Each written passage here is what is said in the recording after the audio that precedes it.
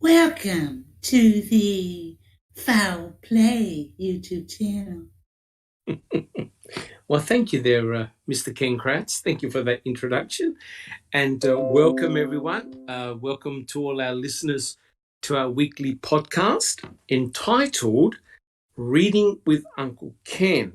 And we're on part 26 at the moment.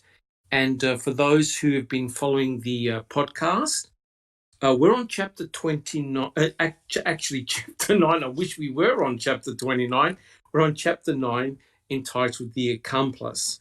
And the accomplice that Ken Kratz is referring to, of course, is Brendan Dassey. Guys, my name is Dr. Silkman, and I'm from the Foul Play team. It's great to be back, and thank you, listeners, for coming back and joining our podcast. If you like what we do on our channel, please subscribe, give us a thumbs up if you like our podcast. And remember, guys, if you have any suggestions, feel free to write them in, and we'll try and answer all your questions as well on the podcast.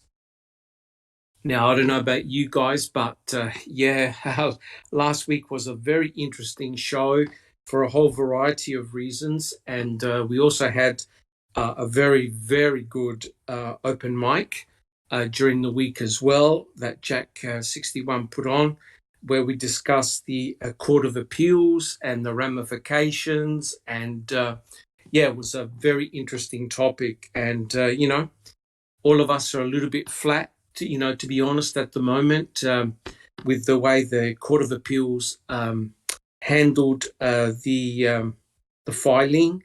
And Kathleen Zellner clearly has to go back, almost to the drawing board. But I feel that, things will get better. I'm pretty confident of it. She knows what she has to do. She knows what she has to focus on. And I'm quite confident that things will get underway. It's a bit of a blow, but, these things happen. So, guys, before we start the podcast proper, does anyone have any comments? Anyone like to say anything about our discussions, the Court of Appeals? Jack 61, do you have a quick comment? Just very briefly, it's been going around. It's on Twitter, and certainly I've posted it here on in our Discord. But Tim Tedious made a really excellent post on TikTok, Man to Walk Sub, and I highly recommend everyone read it. It points out a great many things, errors in the Court of Appeals on what their decision and how they worded it. So I would highly recommend everyone read that. Yes, I saw that. And it's a bit of a worry because I would say just about every response that the state has given back, there have been errors. And in a lot of cases, I don't know what you guys think, but it's almost like they're not even reading the material, or they're just simply fobbing it off. What impression do you guys have? Do you sort of get that impression? Jack 61. I do. Absolutely. You can tell that there's much of it that they didn't read because it's in her filings and they just completely ignored it. Yeah, correct. And the thing which I personally find frustrating, it's almost like a table tennis match. Kathleen Zellner puts in a filing, the Court of Appeals or the Circuit Court responds and gets a lot of things wrong. Then Kathleen Zellner has to correct their errors. So it's going backwards and forwards all the time without achieving anything. Bibi, do you have a comment? Bibi? Bibi, do you have a comment? No, we might have lost Bibi. Anybody else have any comments? All right. Oh, good. Well, look, guys, as I said, especially to the... Oh, Bibi. Yeah, it's as if they only half-ass read it, Correct. Yes. And it is extremely frustrating because Kathleen Zellner, as we all know, has gone to great lengths by employing professional scientists in many different disciplines, and they worked very hard looking at the forensic evidence. And it seems to me, by reading the responses, that the Court of Appeals and the Circuit Court really have done a very bad job. That for some strange reason, Kathleen Zellner and, of course, Stephen Avery has to jump this extremely high bar, and it is very, very frustrating. That's personally how I felt, and a lot of people have been commenting in various social media and on Reddit, and look, it is very frustrating, but we have to be hopeful, right, guys? We still have to be hopeful. All right. Well, that's very, very interesting. All right, guys. Well, look, like I said, we're going to be continuing the reading from chapter 9, The Accomplice, and my aim today is to finish this chapter off. So it may go for slightly more than an hour. I don't want to start any new chapters. I want to finish this particular chapter off. But guys, before we start, I'd like to welcome my panel members today, and I'll call out your name and tell us who you are so people can hear your voice. We have Alice. Hi everyone, thanks for coming. We have Bibi. Hey, everyone. We have Checking Convictions. Barely here, but drinking coffee. Good morning, everybody. Hey, good morning. We have Jack61. Hello, hello. We have Neverly. Good morning, everyone.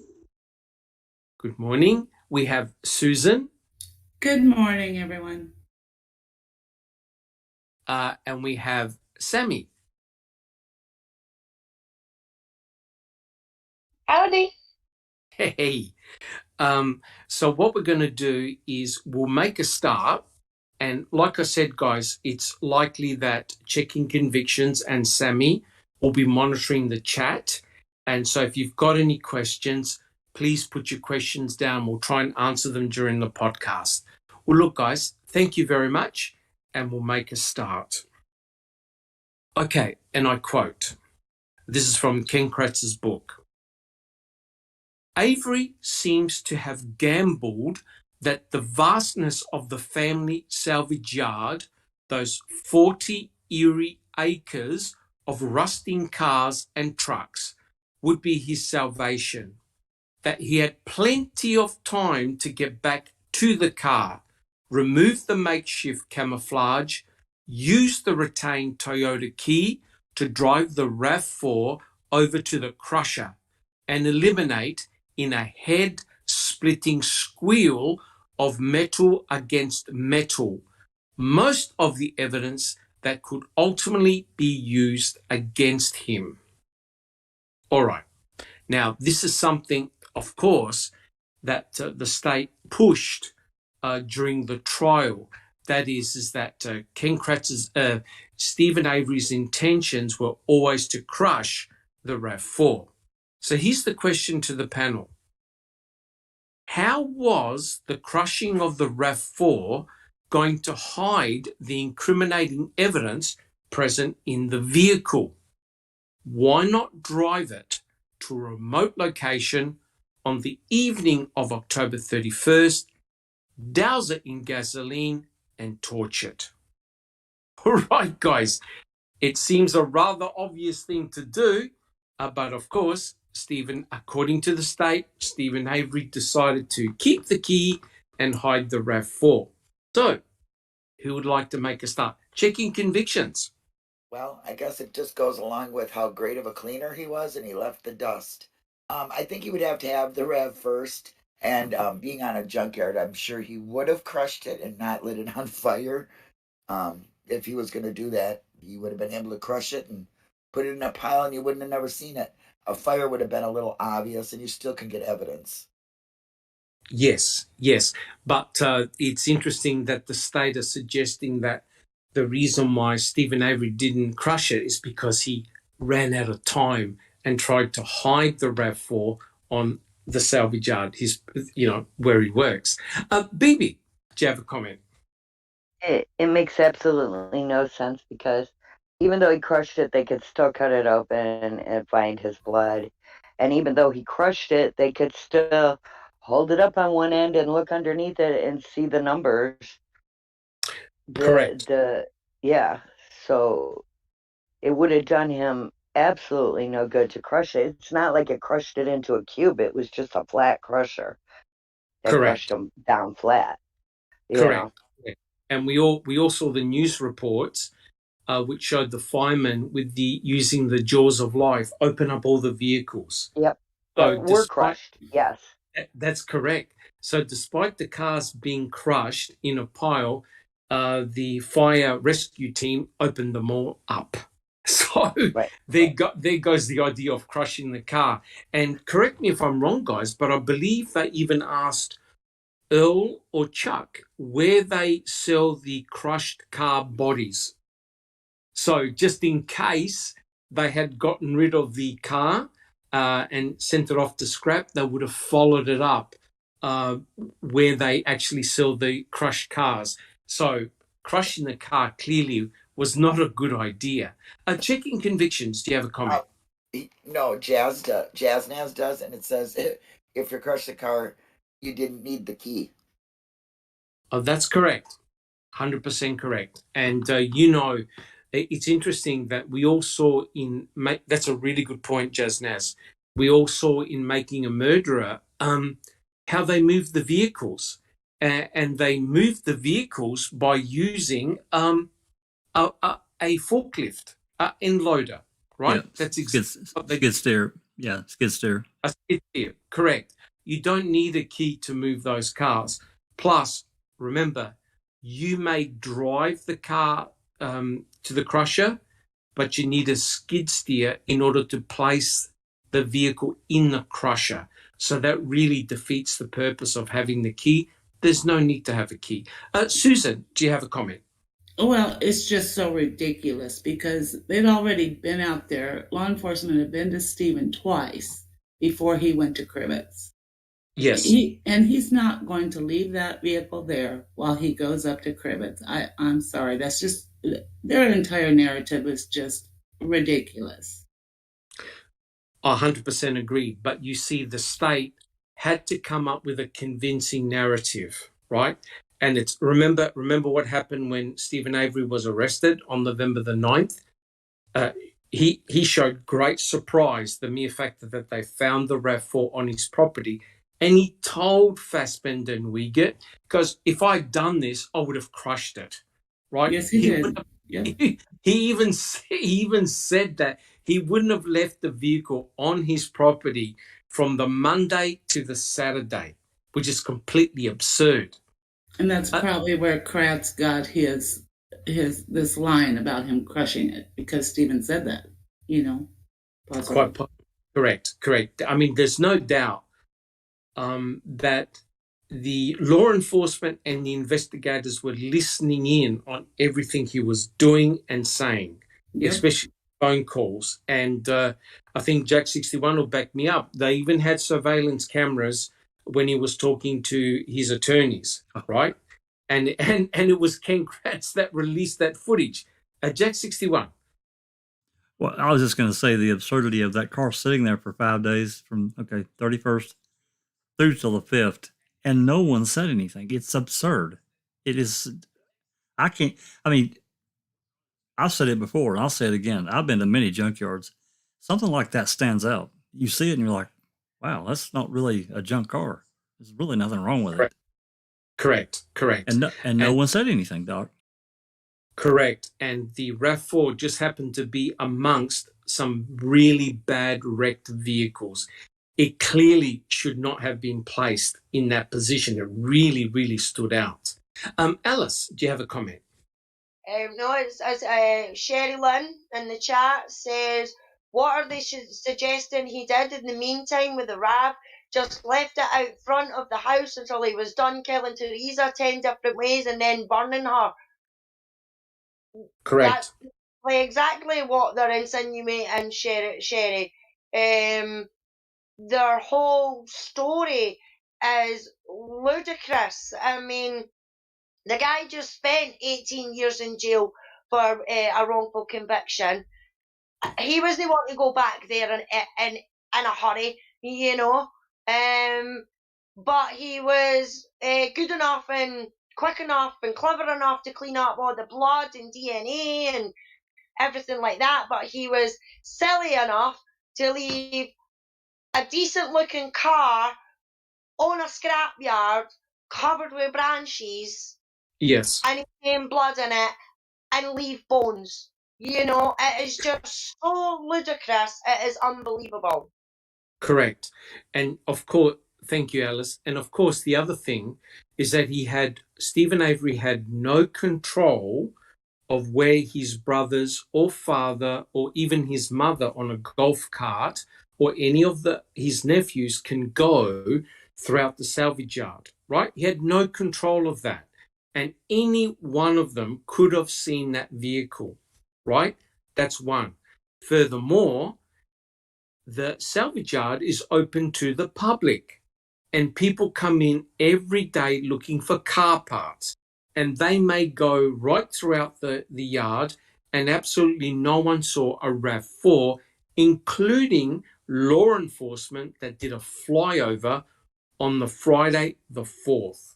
No one saw a Toyota RAV4. Susan, do you have a comment? Yeah, the narrative during Brendan's trial was that while they were burning Teresa, they went and moved the RAV and left her in the fire. And then they came back and tended the fire after they moved it. Correct. But yes, correct. But the interesting thing here, guys, and that's a very good point, Susan, is that none of the actual physical forensic evidence backed up what Brendan Dassey said, right? Because they asked him, how did you and Stephen get the RAV4 to the pit? And Brendan said, we drove it there past Chucky's place, right? Now, think about it. No one saw that RAV4 being driven from Stephen's place, past Chucky's place, past Dolores's place, and to the pit, right? So it absolutely made no sense. But there's one important thing, an important aspect, and that is none of the dog tracks went down that path. None of them, which is very interesting because you think about it, the RAV4 right then and there would have had fresh blood from Teresa in it. It would have had a very strong scent, right, being driven past that area there, yet there are no dog tracks there. Neverly, do you have a comment? Everything that everybody said already. I'm just going to add the humongous factor in all of this, in my humble opinion, which is there was no awful, like weird smell going on while all of this was happening. You know, when you go to a barbecue, before you park your car, you can smell the ribs, you can smell hot dogs, you can smell stuff. It was Halloween. People were coming in and out. Nobody smelled anything. If they were doing s'mores, somebody would say, yeah, they were doing s'mores. If they were cooking up food, they would say, yeah, they were cooking up food. I could smell it. You know what I mean? Let Correct. alone a burning body, human body. Even Correct. if they were burning a deer, you could tell that would be one thing that stands out or that stood out that somebody Correct. would recall. If Correct. Scott Tadich could recall the fire that was ever growing each time he testified, and he said that he saw two kids next to Stephen that he couldn't identify who they were because he didn't know that much at the time, he would probably say, and yeah, that was that awful, awful smell. Like I was thinking, what the hell, right? That's correct. And as you said, Neverly, the telltale sign there was that there was no horrible smell, and that's why the investigators kept on hounding Brendan about smell.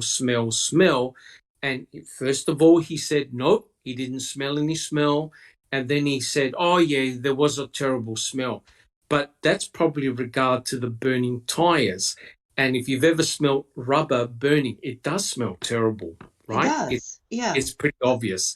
So unfortunately, the investigators twisted it around to state, oh yeah, Brenda Dassey smelled a terrible smell, had to be a burning body, right? That's the way their narrative ran, unfortunately. Neverly, do you have But another comment? yes, but how much did they actually focus on that little aspect? Not very much. Correct. Not very Correct. much. Because if that was in reality happening, they would bring Correct. this point home. They would Correct. pound on that. They would talk about it. They would Correct. even bring artificial smell so the jury can smell it. You know what I mean? They would Yes. really go for it. This way they Anything didn't. correct. Anything that they could not back up, they didn't investigate further, right? Yes. They just assumed that it happened. Hmm. Thank you, Neverly. You're Does welcome.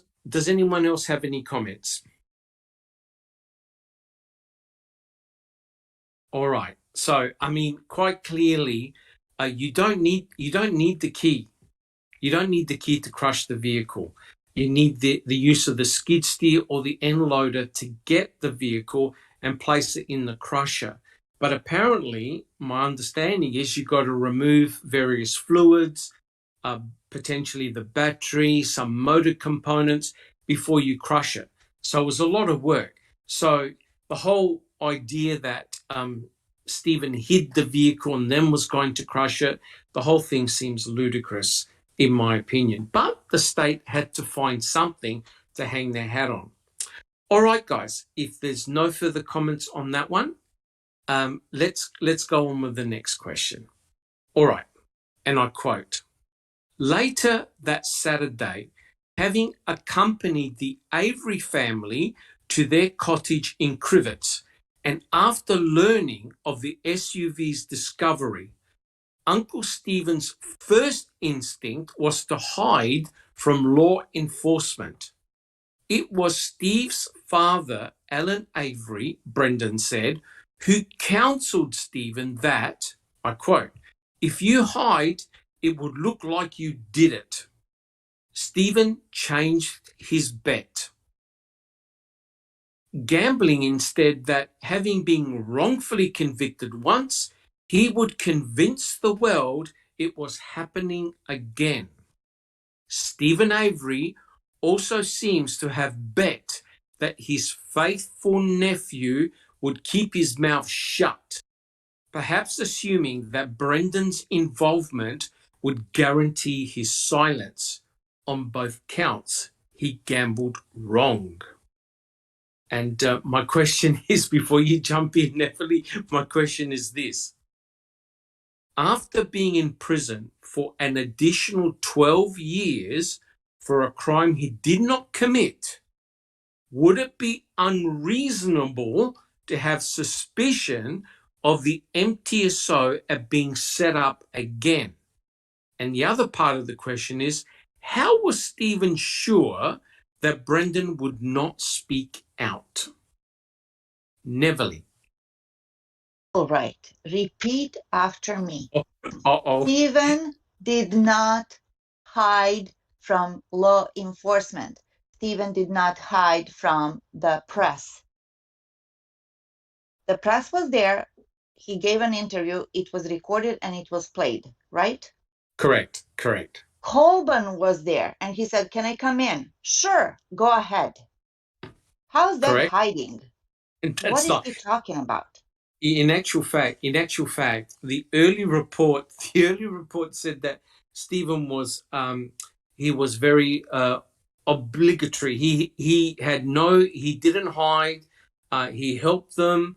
He helped them in their investigation, and he didn't he didn't hold back. They wanted to go inside and check his trailer, no problems at all, and he had no trouble speaking with law enforcement and also with the press. Exactly. Right. Correct. Thank you, Neverly. Checking convictions. Just let's remember Remaker. I came out, said, I think they got the wrong guy because there was nothing to see there. So yeah, Stephen was very cooperative and he had nothing to fear until he left for Krivitz. Oh, correct, And, correct. and then Never. Sherry Lynn Pontillo said, if anything, he talked too much, which is correct. Yes, he did. He did, absolutely did. And we've all seen the reports whereby, you know, when he was interviewed at Crivets by Detective O'Neill, remember Stephen received several phone calls from his attorney to say, "Shut up, don't say anything," right? And yet Stephen, he had nothing to hide. He still talked to law enforcement. Susan, do you have a comment? Yeah, I think when Stephen first heard they found the Rav up in Crivet when he was in Crivets, his first instinct was to run. And who can blame him? He knew right then and there that they were after him again. Correct. But his dad did calm him down and told him that would be dumb. And, you know, Correct. he agreed and he stayed. Correct. Thank you, Susan. And of course, the whole family has been traumatized by what happened to him in 1985. And they saw the same thing happening all over again and were helpless to do anything about it. Alice. Yeah, I mean, just to follow up with what Susan says, I mean, he spent extra in jail, which he didn't need to, and that was because the police fitted them up. So, anybody that had that done to them, and all this stuff was coming out, you're guaranteed that they're saying to themselves, right, that's it, I've had enough, I'm getting to fuck out of here. That's them, Yeah. they're going to pin it on me again, I'm not going back there, I'm not going back and doing any of that again, no fucking way. And I don't blame Stephen for saying that. The amount of things that probably would have been said in that house at that point in time, and Brendan was there. I mean, the dad's probably, Alan's probably said stuff, Dolores has said stuff, Chuck, Errol, the boss said stuff, and Brendan has heard all this going on, you know. And even though Alan calmed him down and went, "Don't be daft, that's stupid," you know what I mean? Correct. That's something that would have stuck in Brendan's brain. You know, well, they were having an argument, my Uncle Stephen was going daft, and he said this and he said that. You can't blame Stephen for saying anything like that, you know what I mean? Because it's already happened to him, and he could see it happening again. So, 100%. and as for him hiding, he never had for anybody. Yeah. That's a load of bollocks. Yeah. And don't forget, thank you, Alice. Don't forget when the police started looking for Earl, he hid within laundry. So if he did nothing wrong to fear, what was he doing hiding in his laundry? So that sounds rather suspicious. Jack 61. You know, and to think that, you know, that 1985, they set him up, and then, you know, he comes along later and ends up having to sue, you know, to get any kind of satisfaction, that he wouldn't think that they weren't setting him up again. Right off the bat, they're coming after him after he filed that lawsuit. Of course he thought. Yes. Why wouldn't he? Correct. And we all know how it panned down, right? Because when Stephen Avery was arrested, remember the reporters were asking both Pagel and Kratz, well, where's Stephen? Oh, we don't know. And his lawyers, his attorneys could not get access to him, right? So they were sheltering him from his own attorneys. So that's exactly what they did to Stephen in 1985. So to Stephen's nightmare, it was happening again. And I think there was news footage of when Stephen was at Crivets, and there were police cars at the end of his driveway. Does anyone remember that? There were squad cars at the end of the driveway. That's right. Keeping an eye on Stephen and the whole family in case he did a runner. Now, remember, Stephen's not a suspect at this stage, but we all know, I think he was the only suspect. Neverly, do you have a comment? Yes, that interview from Krivitz broke my heart. Totally broke my heart. And Stephen was a proud man, right? Or Yes. is a proud man, should I say. Stephen is a proud man. and he talked to everybody because in his mind, he did not have anything to hide. He Correct. wanted to say it as it is. He let the law enforcement into his house when he didn't really have to at all. Right. He talked to the Right. press when he really didn't have to. Right. They were at Krivitz on his vacation in his mom and dad's house. And again, he talked to them. Who in the right mind would do something like that? Correct. Actually, Correct. I know one person that would do it, but I'm not going to Yes. say who. Yes. First initial K, last initial K. But Yeah. yeah. Correct. He did not hide. He wanted to set the record No. straight. He's traumatized. Poor guy is traumatized from the Yeah. first experience, let alone 100% correct. and now that this is happening, this is like a nightmare. And that's when he broke down and he cried. It was But really heartbreaking. yes, it is. But the other important element of what Ken Kratz wrote is the fact that Stephen Avery was betting that his 16-year-old nephew would keep his mouth shut. Now, I'm sorry, but to see a woman being raped and tortured, dismembered and shot is a shocking, shocking thing. Now, did Stephen really, if this took place, was he hedging his bets that Brendan was going to keep quiet, as in go to school, act normal in front of his brothers and his mother and everybody else, and not say a word, right? Absolutely not. He absolutely had nothing to hide and didn't Correct. see any problem with it. 100% agree. 100% agree. And that brings up the whole ridiculous nature of this. You would think that if Stephen Avery was involved and had committed this murder, he would do it secretly. He would not involve anyone, right? The mere fact, according to the state, right, and according to Brendan Dassey's recollections, he heard Teresa Hallbark screaming from about 100 yards away. But there's one problem. Who was with Brendan? Who was with Brendan? Gee, Who, only his brother. who came off the bus with Brendan? Blaine. Yep, Blaine. Blaine. And did Blaine say, "Oh yeah, I heard someone screaming from my uncle's trailer"? He never said a word, right? He said, "Both me and my brother got off the bus. We walked down the dirt road and we went home.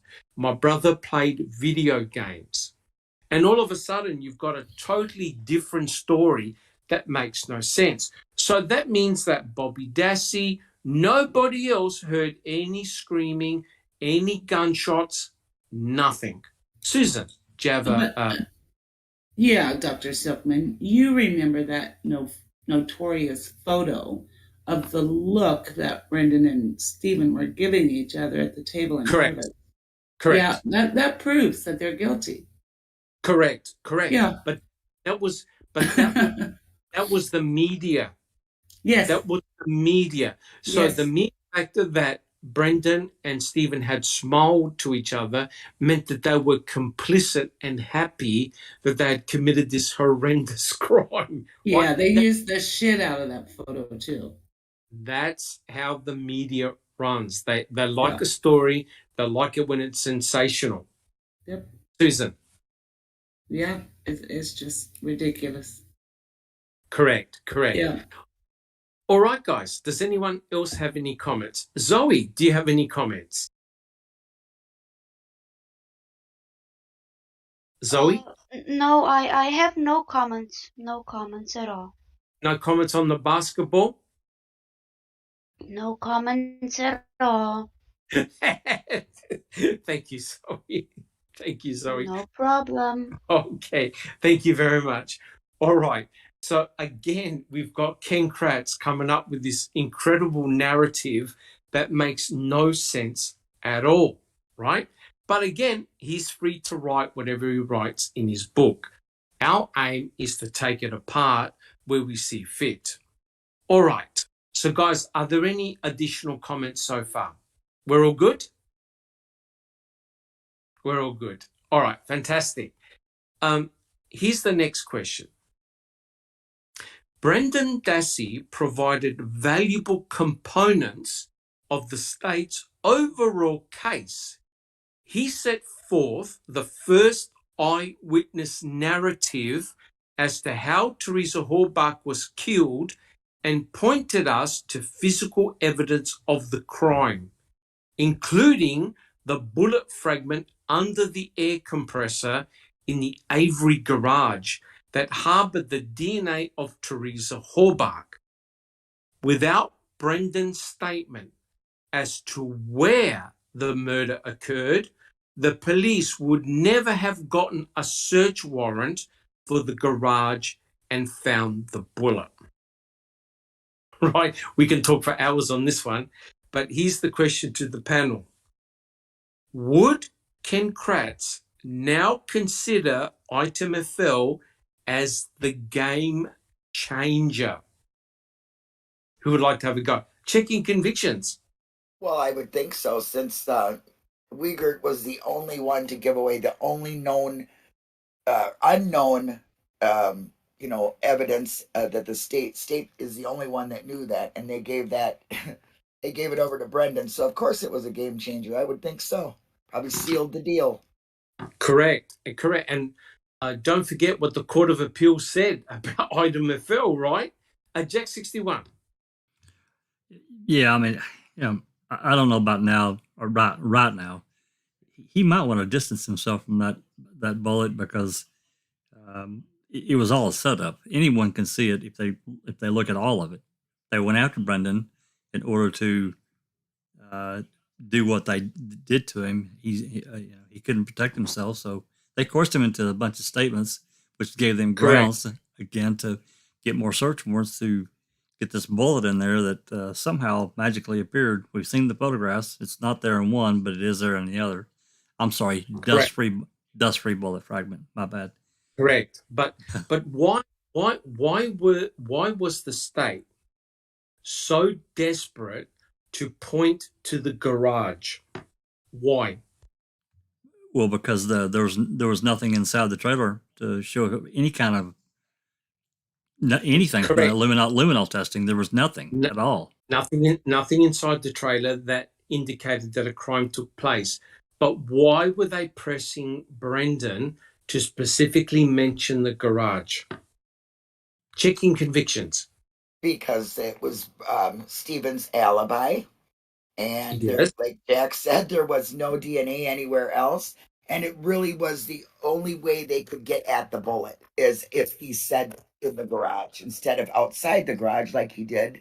And Correct. Several times. Correct. So they had to make sure that out of his mouth came the who about being shot and in the garage. It had to be, he had to place the bullet and the person in the garage, not Sherry Colleen. That's correct. That is correct.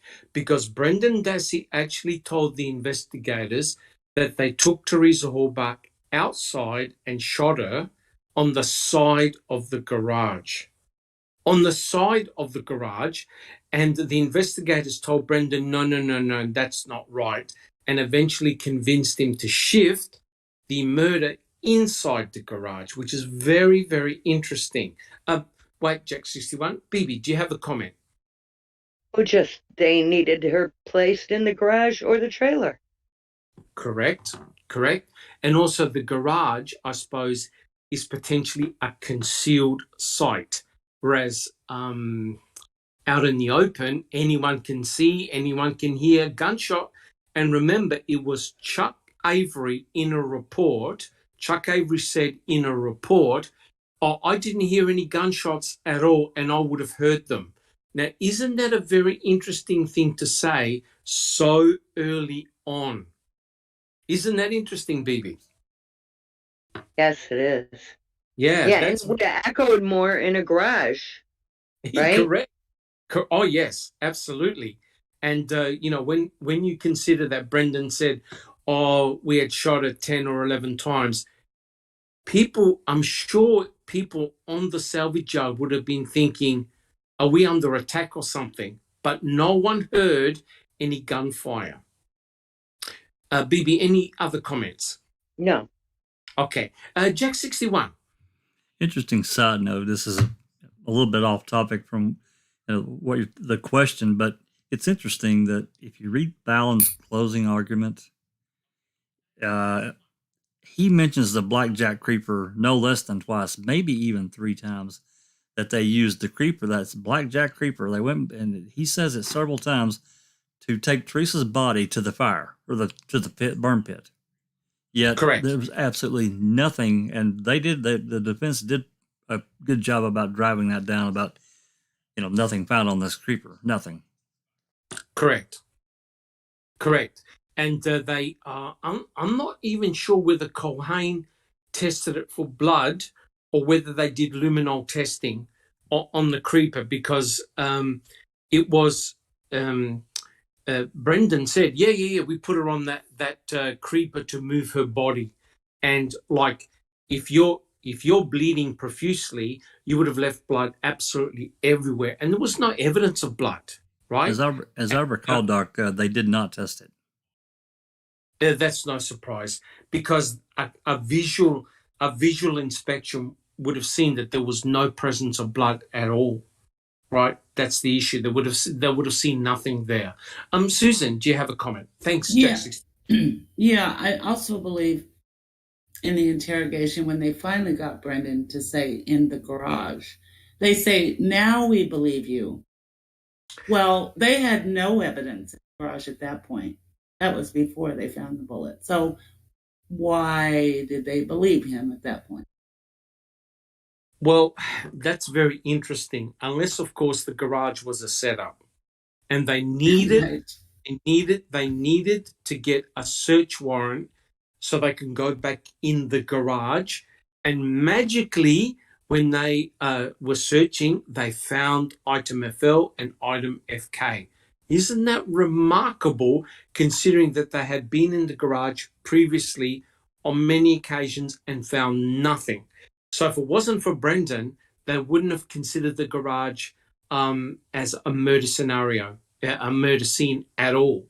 Bibi, do you have a comment?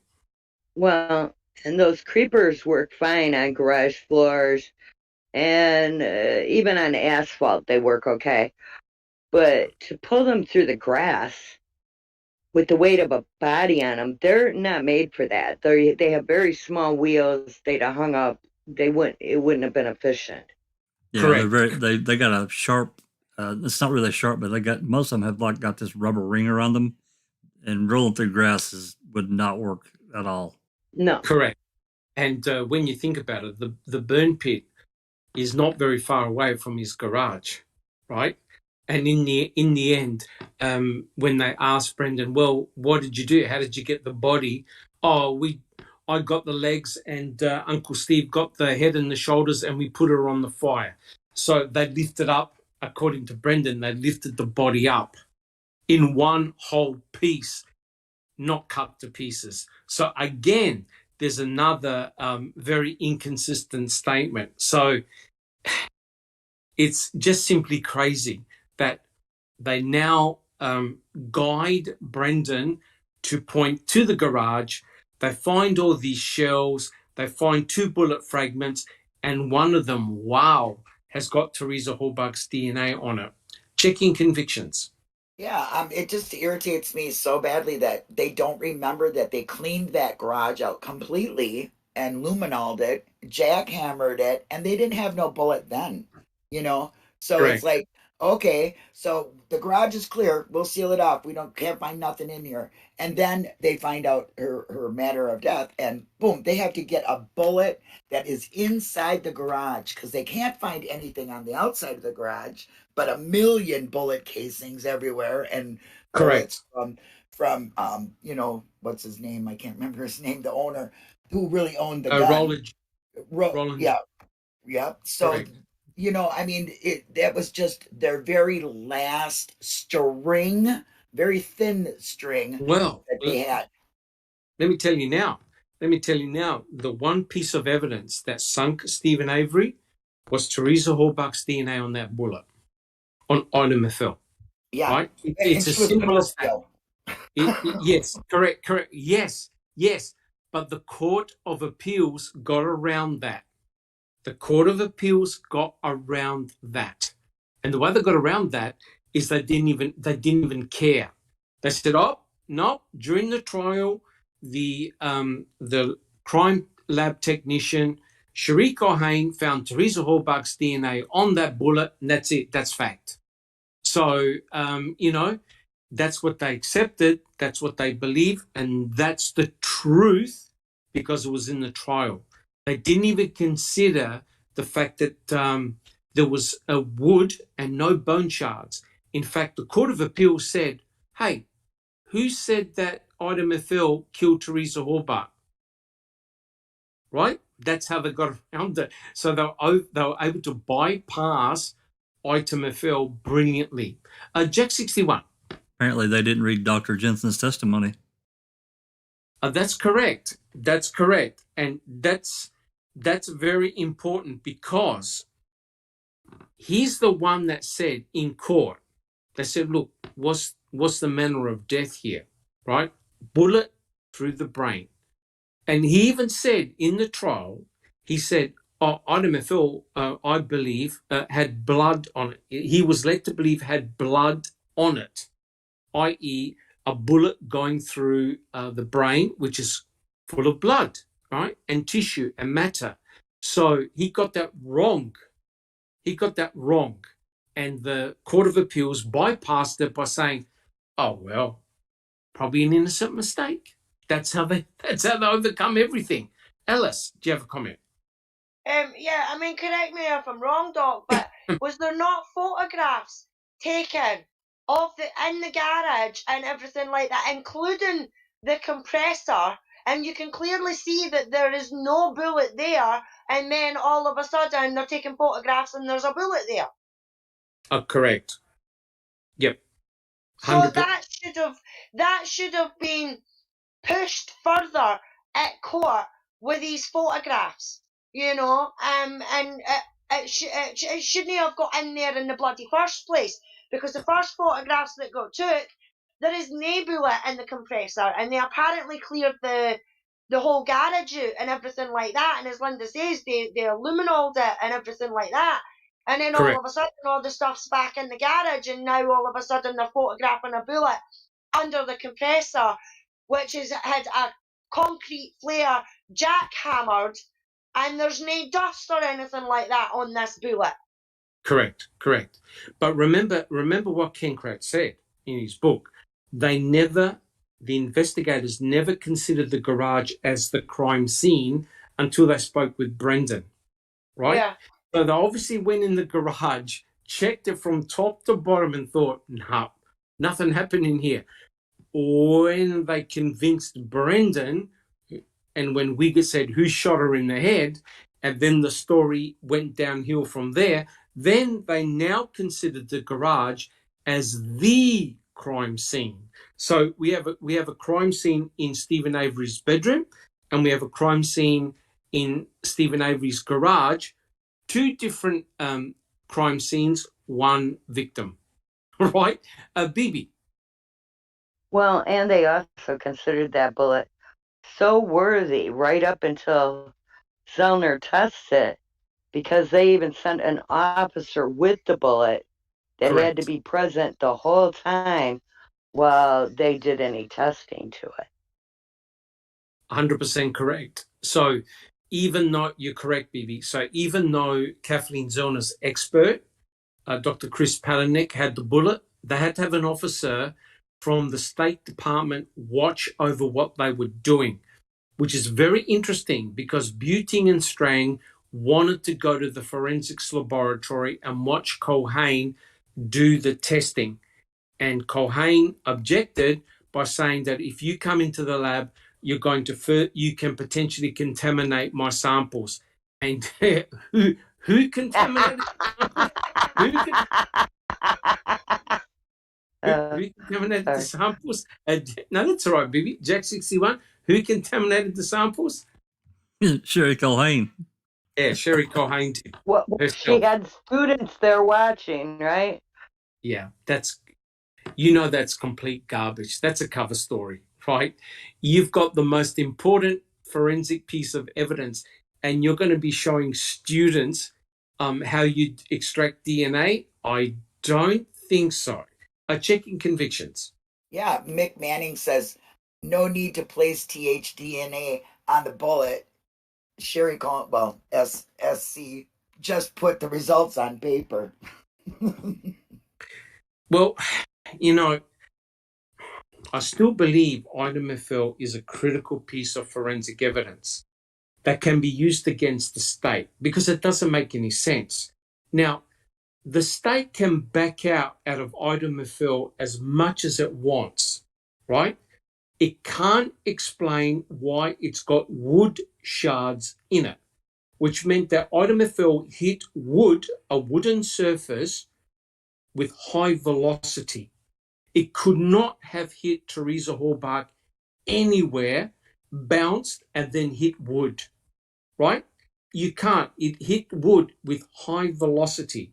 Kathleen Zellner showed by doing test firing of bullets that the bullets that went through the garage wall, right, looked exactly like IMFL, which meant that the bullets had to have hit the wall at full velocity.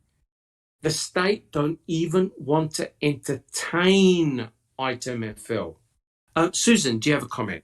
Yeah, I just want to say item FL should be a game changer for the defense. Correct. Yeah. And it's really annoying because the Court of Appeals are saying, oh, well, why didn't Stephen bring it up in 2013? Well, how in the hell was he going to get access to high-powered microscopes in 2013, right? Of course he couldn't. And so the argument of the courts of the appeal is, oh, how come this wasn't brought up earlier in the trial? Well, did Strang and Buting actually examine IMFL? I don't think so. They wouldn't have examined IMFL. Checking convictions. Yeah, I just wanted to share kind of a neat theory that I heard about the bullet. I won't say who the person is. They might not want me to say, but they said, well, item FK could have been in a crack, They Yes. might not have seen it, okay? But the jackhammering might have knocked out that bullet from the wood, and that's how they found that. Because it was, like you said, it had to go into the wood. It wasn't just, it wouldn't go through a body and then through the wood. 22 doesn't have that much velocity anyway. Correct. But Correct. yeah, I thought that was kind of an interesting theory of where the bullet came from. If you don't believe the police planted it, Correct. But there's something really weird here. And that is, how did IMFL get Teresa Halbach's DNA on it? The only person that could have added that DNA, either deliberately or accidentally, is Cherie Cohane. 100%. She is the one that handled the DNA samples. She's the one that admitted keeping the samples at her bench in her cupboard, right? So the chance of cross-contamination is very, very high. Now, if you've ever worked in a DNA laboratory, you can absolutely clean every surface you want. A DNA is airborne. It can be airborne, and it will just settle on a surface, settle on your glove, settle on a tube, and contaminate your sample. So if Cherie Cohane is handling Teresa Halbach's DNA, there's always a possibility of cross-contamination. And that's why you have experimental controls. Now, I'm not going to go through it all over again, but that's why you do experimental controls to determine whether you have contamination. And yes, she did. Bibi, do you have a comment? Well, and that's how she contaminated it with her own DNA herself. 100% correct. So by being careful, by wearing gloves, a laboratory jacket, the whole lot, by cleaning her desk, she was able to include her own DNA in the negative control, which meant that a contamination event really did take place.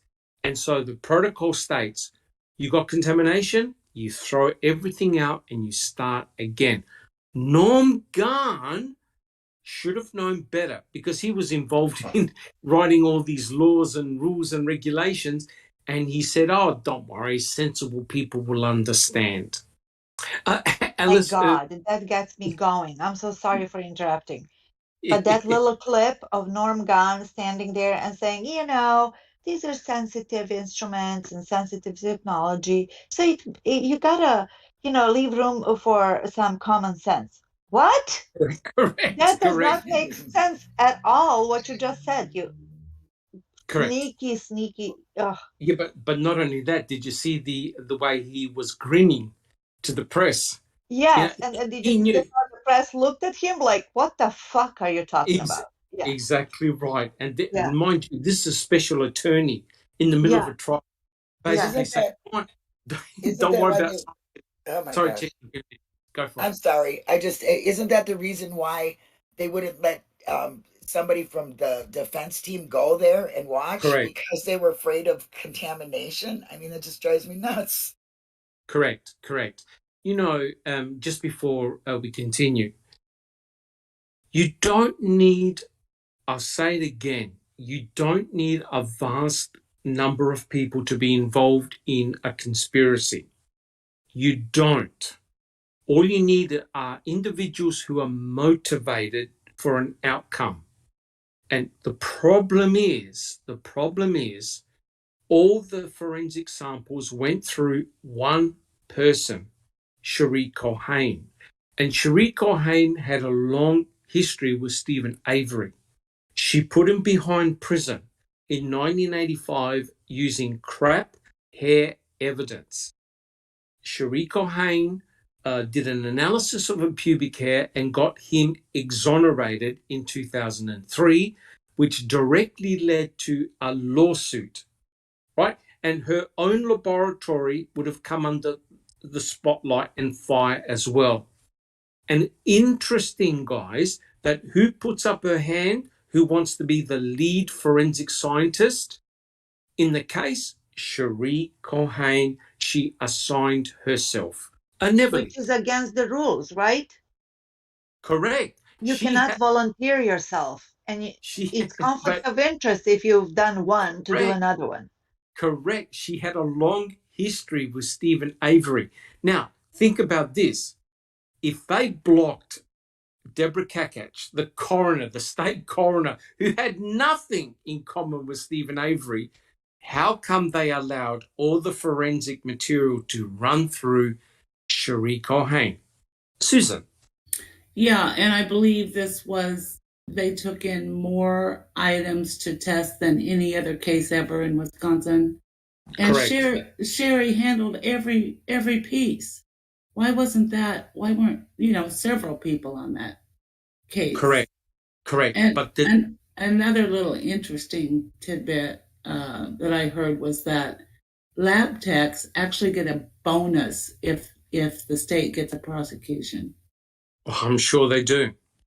I'm sure they do. And you see, this is the problem. This is the problem that I foresee. And it's real and it's a big issue. Cherie Culhane knew where the samples came from. She already knew where the samples had come from. There was no double-blind testing. So if you want to influence an outcome, no one in that lab is going to know. All you need to do is to swap some labels, and that's it. Party over. All you need to do is to add DNA to a tube, get a positive result, party over, right? No one put Culhane under the spotlight enough in terms of, well, are there issues? I know Jerome Buting tried, right? Because remember, somebody from that crime lab got suspended, I think, for being intoxicated on the job. And it just happened to be someone handling Stephen Avery's material. Well, we only know one person, and that's Cherie Culhane, right? So you've got someone who has a long association with Stephen Avery doing all the forensics, right? So the computer spits out the results. No one's going to question them, right? That's the tragedy. You don't need a huge number of people to be on the fix. You do it all in the lab. Guys, do you agree with me or not? Absolutely. Yes. 100%. Yep. Right, because, you know, you've got, as Ken Kratz, you've got people running around with vials of blood, vials of sweat, this, and this. No, you actually don't need anyone running around with nothing. All you do is you do dry labbing and swapping in the lab. You do it in situ. No one's going to know, right? Remember that program, Jack 61, about those two drug testers, right? Oh yeah, how to fix a drug scandal. That's right. One was making up all the results, and the other one was taking drugs while on work. That affected 10,000 cases that had to be thrown out. Alice. Yeah, Jennifer Manning said, did Dean and Jerry know about Sherry Culhane's connection to the first 85 case? Yes, they did.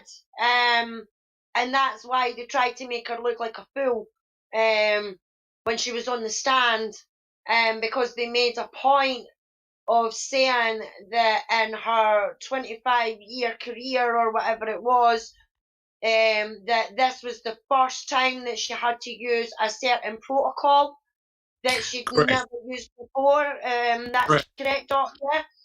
100% correct. It was a deviation form, right? Yeah. And it was an utter act of desperation by the state, because Sherry Culhane had contaminated the negative control, but the sin that she committed was that she used up all the DNA from the bullet, which meant that she couldn't go back and re-extract it. So she had to get a form that she has never, ever done in, I think, close to 30 years of being in the laboratory. This is the very first time she had to get one of these forms. And her own supervisor never signed it.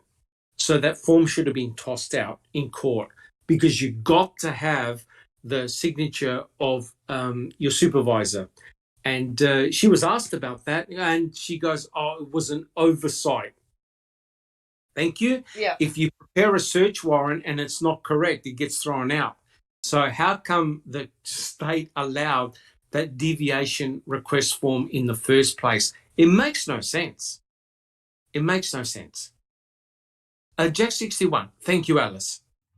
I think that it was a mistake for the defense, obviously, not to hire an expert, DNA expert, to counter what the state expert, Sherry Culhane and the others. But to Buting's credit, and it's been a few years since I read it, but Buting did launch an investigation into the Wisconsin Crime Lab at Madison and the mistakes and all the other stuff that was going on. It's an interesting read about what was found.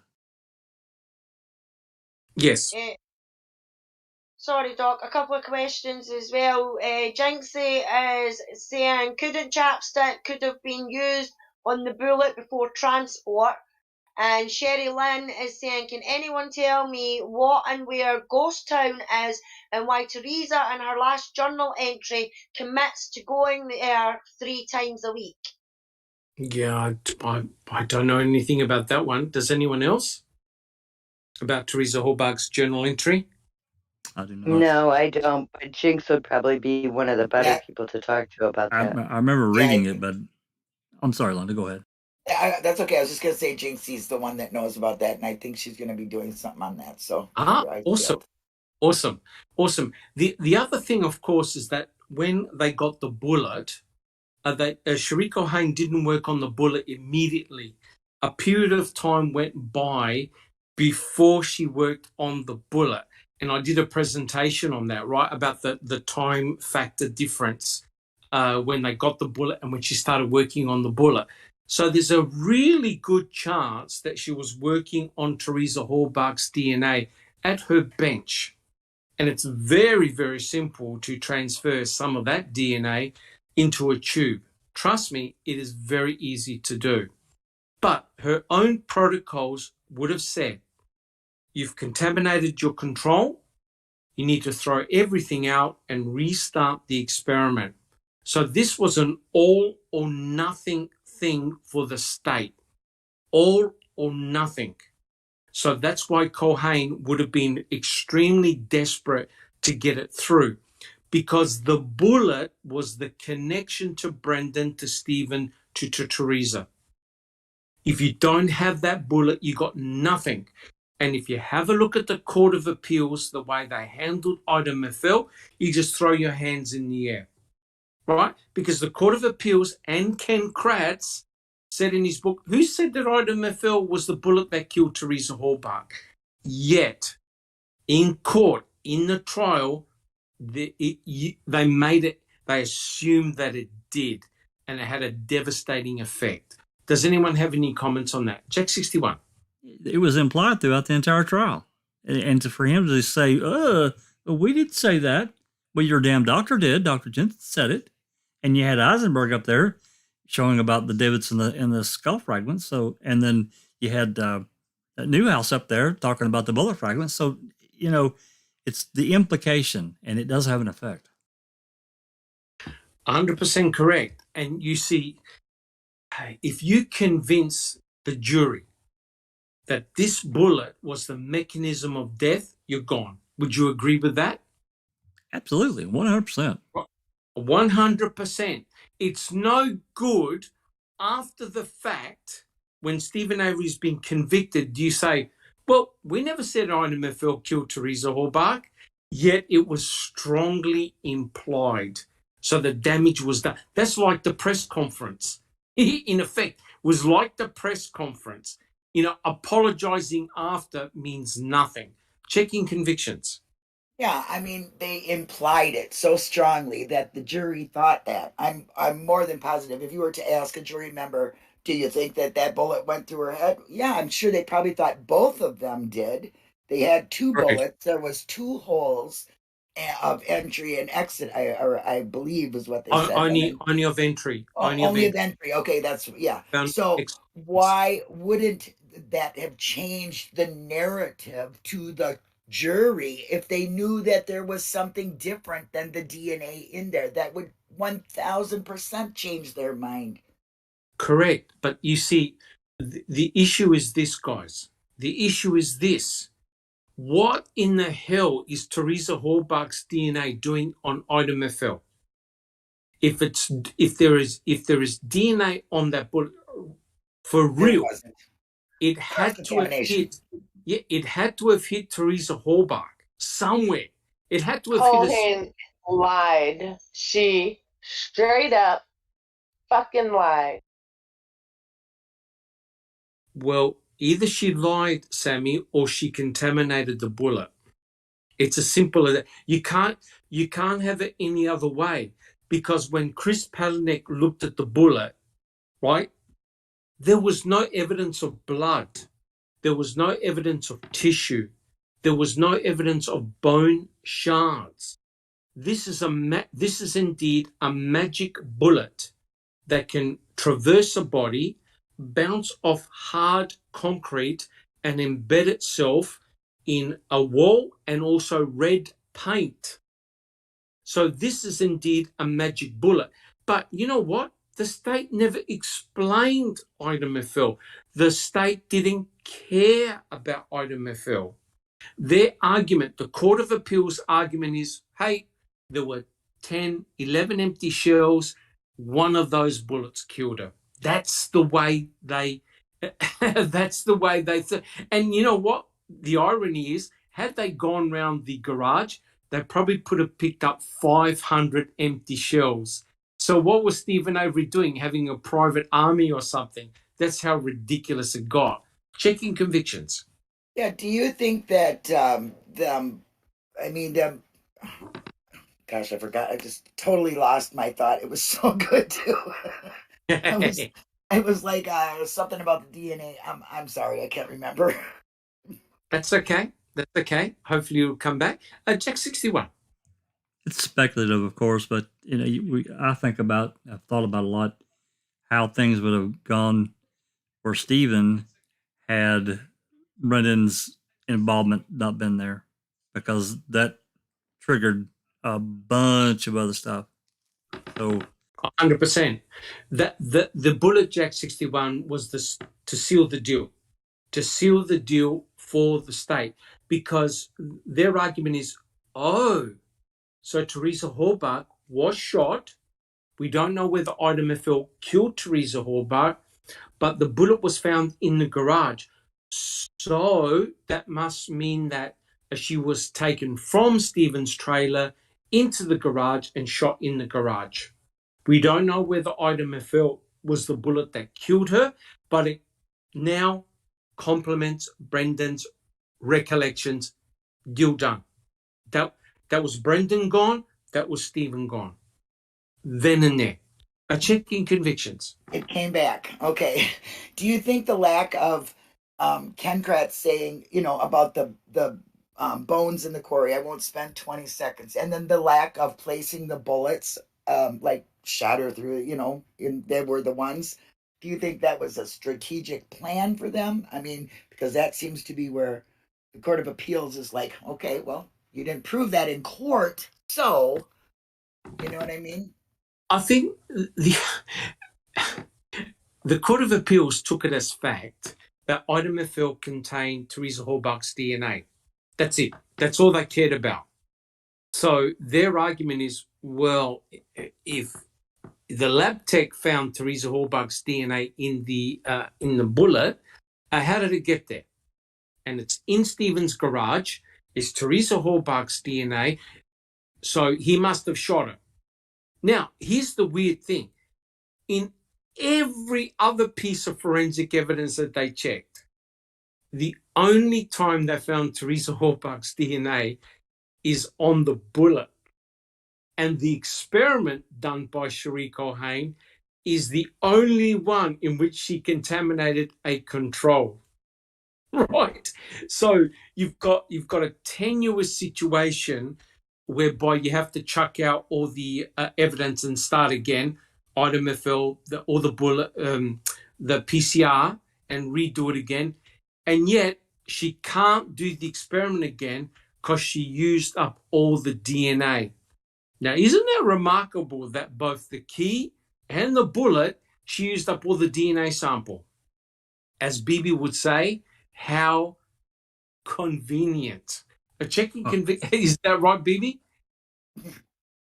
Best church lady voice. Oh, convenient. Correct. 100% correct. Thank you, Bibi. A checking convictions. Yeah, I just wanted to check to see if I'm correct here. That was the first, only, and never since deviation she's ever done, correctly? That was not signed by her supervisor, might I add. That's the only time ever that she has obtained one of those deviation request forms. Correct. And you have to provide an explanation as to why you want a deviation request form. And her deviation request form was not fit for purpose. You could only use it for exclusionary purposes. You cannot use them for inclusionary purposes. So she actually broke a few rules by getting that request form. But I'm afraid I don't think the judge really understood it. That's the problem. The judge never really understood the significance of that form. Jack 61. I think it's also important to add that I think they said that Cherie Culhane had done approximately 60,000 DNA tests in her career at that point. Yeah, quite a lot. 60,000. But this one time she hosed it up and had to deviate. Correct. But the other important point, Jack 61, is that she had the highest rate of contamination in the lab. That's right. And if you actually have a look at the contamination report, there's an actual report, a log that they keep. They've obtained DNA samples from other cases and unrelated cases in their testing samples that they cannot explain where the DNA came from. That's exactly why you use controls. You use controls to make sure that that contamination doesn't take place, and it protects you. Cherie Culhane knew that she was in a hard place. She had to get that bullet result in at all costs. Otherwise, they had nothing. Everything was circumstantial against Stephen, and they couldn't put Teresa in the house or the garage. Now, isn't it interesting that the key only had Stephen Avery's DNA on it?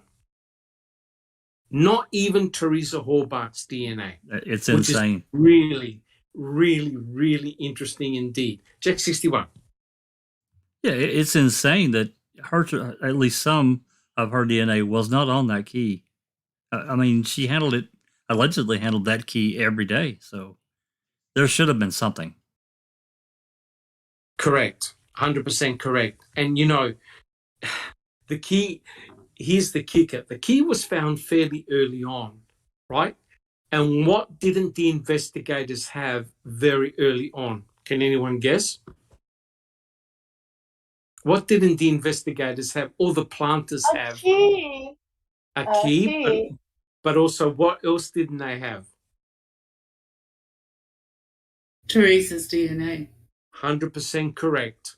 They didn't have Teresa Hallbach's DNA because even though there was blood in the RAV4, they didn't know whose blood that was. Cherie Cohen had to extract the DNA from that blood to determine who it belonged to. So at that very early stage on the key, they couldn't plant Teresa Hallbach's DNA because they didn't have any, right? But soon they had plenty of her DNA because they had the pap smear. They then had her DNA, which could have been used to place on, I don't believe on itomethyl, but in the tube containing itomethyl, and there you go. So there was plenty of opportunity there. All right, guys. Are there any other further comments? All right, fantastic. We're nearly finished the chapter, and that's what I want to. That's what I want to do for today's podcast. We're doing a great job. All right, I quote. Brendan provided an explanation for how the victim's blood got into the rear cargo area of her Toyota RAV4. After Stephen Avery shot Teresa Hallbach in the garage, he and Brendan wrapped her in bedding and tossed her in the back of her own SUV while they brainstormed how to dispose of Teresa's body. According to Brendan, they were originally going to dump her in the pond, but decided the water level was too low. Soaked in blood, her head lay against the side cargo panel of the vehicle, leaving the bloody hair pattern, and experts will later identify for the jury. So here's the question. Where is all the blood? And how did the blood get on the open cargo door? And who left A23 on the back door latch? Susan. Oh, boy. I was just going to say, why would they wrap her in bedding? That makes no sense either. But but sorry, Susan, but don't you think it's rather weird that they've just killed Teresa Hallbach and they're saying maybe we'll put her in the pond? Yeah. What were they building up a fire for? Right. Right. So they go, we're not going to kill her with fire, we're going to kill her with water, or get rid of her body with water, right? And that's very interesting because remember the lake and rescue, whatever they were called, they actually went in the pond. There were also lots of ponds in the in the quarry. Surrounding in the quarry areas, but they were going to put her in the ponds right there in front of the RAV. Correct. Yeah. Correct. Yeah, correct. It makes a lot of sense, Kratz. Yes. So they're building this great whopping fire, and they were thinking about putting her in the pond. That's very interesting. Jack 61. Yeah, there was during Brendan's trial, there was a pretty good exchange that one of the stories that Brendan told Wiegert and Fassbender is that once they threw her up in the back of the RAV, they shot her. Steve shot her. So there should should have been blood everywhere, of course, and there was a big argument over blood spatter or splatter, whatever. And of course, that goes into Wiegert mouthing off and saying, well, you bleed into the cavity and you're not going to find a large pool of blood. It just insane crap. It's hard to even wrap my head around why he would say such a thing. Correct. And Brendan Dassey actually said they shot it in the RAV. Yes, he did. In the RAV. And the investigators did. Oh, no, you didn't. Oh, no, that's right. No, we didn't. Brendan was 100% guessing in all his statements. Jack 61. Absolutely. His first statement he told them was the right one. They didn't want to hear it because he was the alibi. Everything had to be twisted and changed, and that's what they did. They had a goal. 100% correct. 100% correct. So because the investigators would have checked the RAV, and the first thing that would have come to their mind is, oh, God, where's all the blood? Why isn't there any blood on the carpet? What's happened to the carpet? So the crime scene started to look very suspicious from the word go. Neverly, do you have a comment? I was going to comment on what you guys just said about Gon saying that, yeah, she was shot in the head, but there was no bleeding because why? Oh, because when apparently Teresa Hallbuck was stabbed, there was no blood that came out. It all went into the body cavity. Oh, if you're in Wisconsin, right? Maybe in Wisconsin. Yeah. Oh my God! What are you talking about, Gon? Oh my God! It was actually Wiegert that said it, but does that happen in California? People get stabbed and they bleed inside the cavity? I think it doesn't happen here. Only in Wisconsin. I think only in Wisconsin. Yeah, I think so. Yeah. Correct. They must change the law of gravity too, huh? Correct. It's completely, like I said, it's completely insane. These guys are coming up with every possible excuse why something didn't occur, right? And it's now we're even talking about slashing of throats, stabbing of stomachs, and there's no blood anywhere, right? Remember, Kucharski is the one that actually sat on the bed taking down notes. He clearly didn't consider the bed to be a crime scene, right? Otherwise, he never would have sat on the bed, right? So now no one bleeds from being cut or stabbed, and you've got this magic. Where is the blood? Where is the blood in the RAV4? It's only in a very small location. How can that possibly be? Jack 61. Well, that was another one. I'm glad you brought up about her throat getting cut. Here's Fallon's explanation. He said that, well, if you remember, Brendan pointed up above the Adam's apple, and there are no major arteries or veins there. The jugular and the carotid arteries are on the side. And he tried to explain this shit away. It's like, just stop. Correct. And also Kathleen's blood expert, was very convincing with the blood on the tailgate or on the back of the door, on the inside of the back door. With the flow patterns. And correct. Yeah, and their story makes no sense whatsoever. Correct. The scenario is that it's likely that Teresa Hallbuck got attacked behind her own RAV4 with a hammer or some type of metallic object. But you know what the Court of Appeal said? Well, Stephen didn't prove that it wasn't him. So no matter that the forensic experts disproved the state how the scenario went, that Teresa was flung in the back of her vehicles, despite actually showing that scenario was incorrect. The Court of Appeal said, oh, well, how does one prove that it wasn't Stephen Avery that bopped her on the head and knocked her out, right? But here's the problem. Brendan Dassey said he saw Teresa Hallbach tied up in the bed. Did Brendan Dassey ever say she was bleeding profusely from the head? So how did this being hit in the head, when did that event take place? If Stephen Avery was going to surprise Teresa Hallbach, it would have been right at the start when she wasn't expecting it. Right, guys? Not at the end. Not at the end with all this stabbing, choking, punching, stabbing in the throat, the stomach. The scenario gets worse and worse. Jack 61. Yeah, it would have been at the beginning. There would have been not all this other bunch of stuff, but they couldn't explain it. There was no other.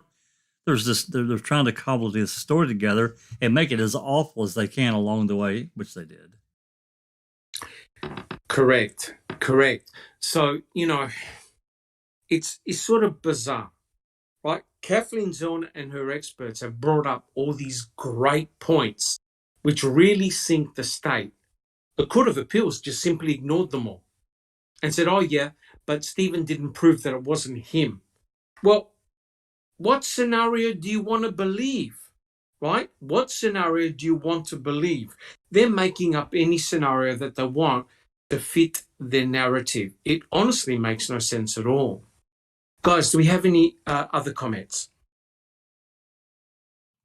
Jack 61.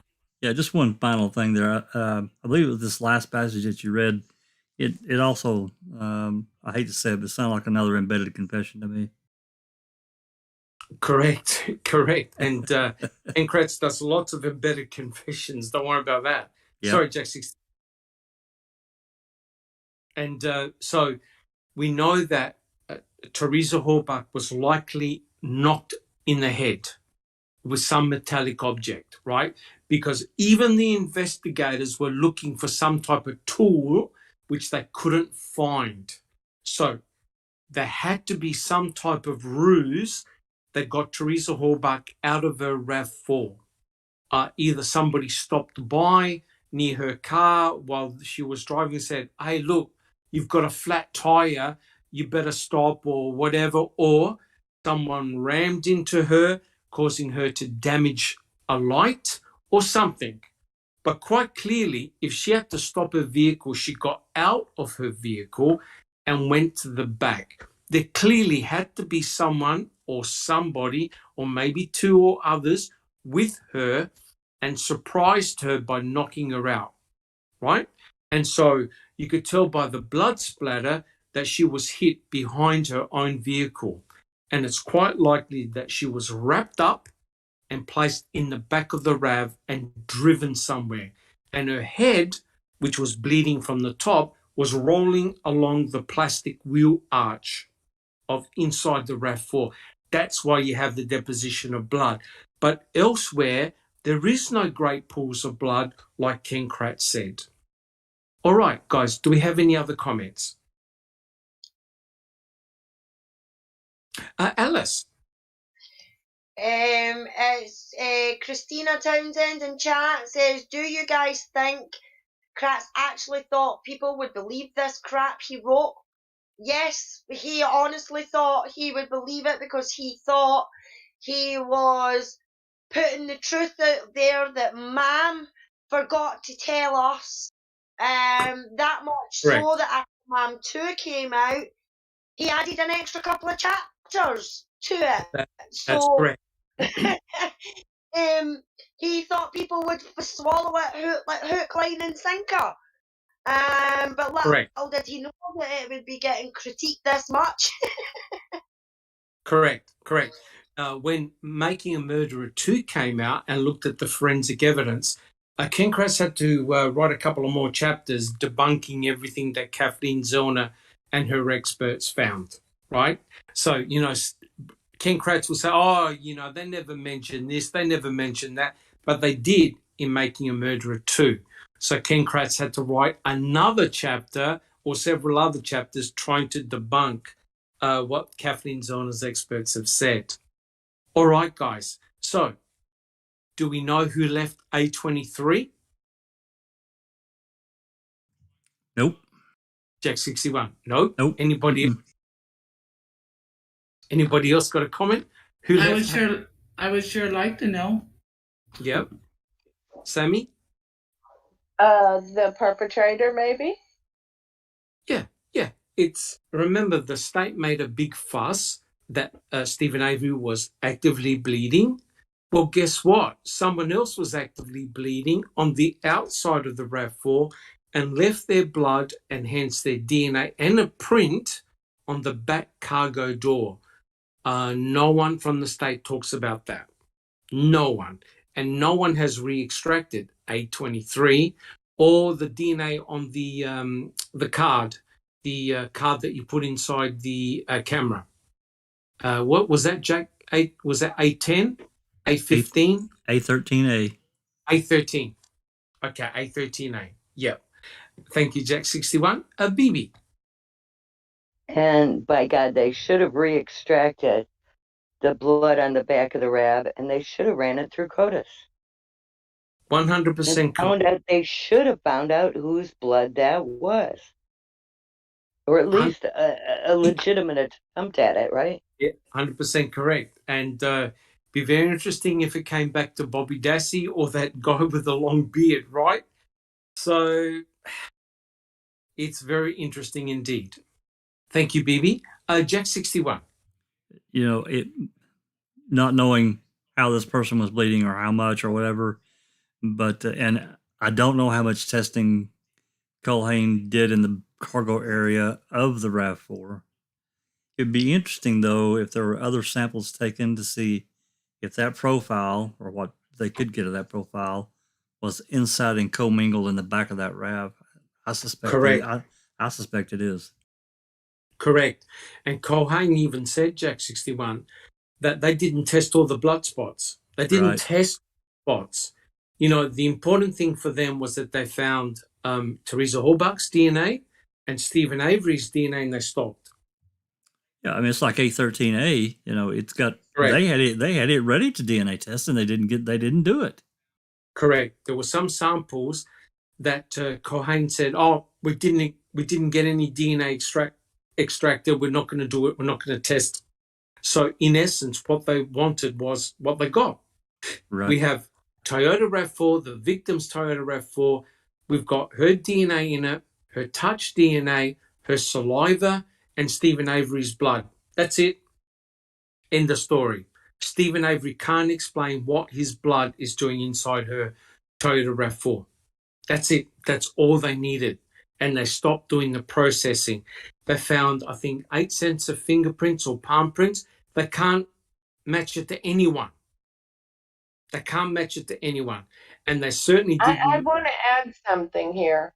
Yes, For Sam. those who are fairly new to this, when we say Stephen Avery's blood in the RAV, we're talking about a smudge or a smear. We're not talking about someone who actively bled in this vehicle. Correct. The blood distribution pattern looks very, very suspicious. Like if you have a look at Stephen Avery's Pontiac Grand Am, there are blood droplets everywhere. He's actively bleeding. If you look inside I think it's his truck. I forgot the model name of his truck. I'm not sure what it was. Ford F-350. Yeah, there you go. There are blood droplets everywhere on the carpet. He's actively bleeding. He's dripping blood. If you look at the Toyota RAV4, you've got discrete blood droplets and you've got blood flakes, right? I've never heard anyone bleeding blood flakes. Yourself, Jack61? No, never. No. Okay. All right. So, guys, are we happy to continue? We've got a couple of more questions and we're done for this chapter. Just one or maybe Yes. two final comments, Doc, about the blood that I found really suspicious. That if he was actively bleeding and he has touch DNA under the hood that they, of course, found 5 months later, why are there no bloody fingerprints of Stephen Avery? That's number one. And then, Correct. Then number two, actually, I got three things. There was no DNA on the battery cables or the battery. So he's suddenly not shedding any DNA once he gets the hood open. Bullshit. Correct. And then number three, I have a real problem with the CD case because there's shit all up. There's blood all over the damn thing. Yes. So how's that happen? That's it. Got That's no all. idea. And not only that, Brendan Dassey apparently must have sat on the CD case and the Yep, water bottle. That's right. Because That's he right. said that he was a passenger in the car, and yet where's the blood on his pants? Where's That's the right. crushed water bottle? Right? It clearly is absolute garbage. Yes. Right? It didn't happen. It didn't happen the way Brendan Dassey said it occurred. Clearly, it doesn't make any sense. All right, guys. Well, what I'll do, I'll continue. We've got a couple of more questions, and we'll see if we can finish in today's podcast. A quote. Brendan also told investigators that Uncle Stephen reached under the Toyota RAV4 hood, which officers theorize was to unhook the battery. Sergeant Bill Tyson making damn sure to first put on fresh latex gloves, swab the hood latch of the SUV after it was returned to Calumet County from the crime lab in April 2006. It revealed DNA of the defendant, Stephen Avery, to the exclusion of any other DNA in the world, most probably skin cells sloughed off of Avery's sweaty hands, often called touch DNA. Avery's DNA on the hood latch means that it was Stephen himself who reached under the victim's vehicle hood, only accessed after the hood release is triggered from inside the vehicle. Even if a cop could plant skin cells on a hood latch, why would he? And the question is this. It was actually Fassbender who mentioned going under the hood, not Brendan Dassey. So why wasn't this area of the RAV4 swabbed initially back when they got the RAV4? Who would like to answer that one? That's a doozy, Doc. Jack 61. You know, there's several ways to answer that. I guess the best answer I could say is that they weren't prepared to fully explain things at the time. Correct. So I don't know any other way to come up with why they would, they went after Brendan to say, oh, he went under the hood. He went under the hood. Yeah, he was there. And everything falls in place from there. But back then, there was no reason, I guess. I mean, that's the best I know. Correct. But you see, here's another embedded confession by Kratz. He even said when he touched the release latch inside the hood release trigger mechanism, did you know that they didn't test that for DNA? Right. Right. I'm telling you, Stephen Avery has got the ability to actively bleed on tap when he needs to. Or shed. When he does shed DNA when he needs to, right? And, the whole defense, when he's a good shedder. But when he actually did in situ experiments by holding a key, it proved that he wasn't a good shedder. In actual fact, the amount of DNA he left on the key was 10-fold less, right? The amount of DNA on that hood latch worked out to be 26-fold higher than a group of volunteers who touched the hood latch and in which the laboratory extracted DNA. But to make matters worse, it was 149 days after the fact that the state crime lab got to swab the hood latch.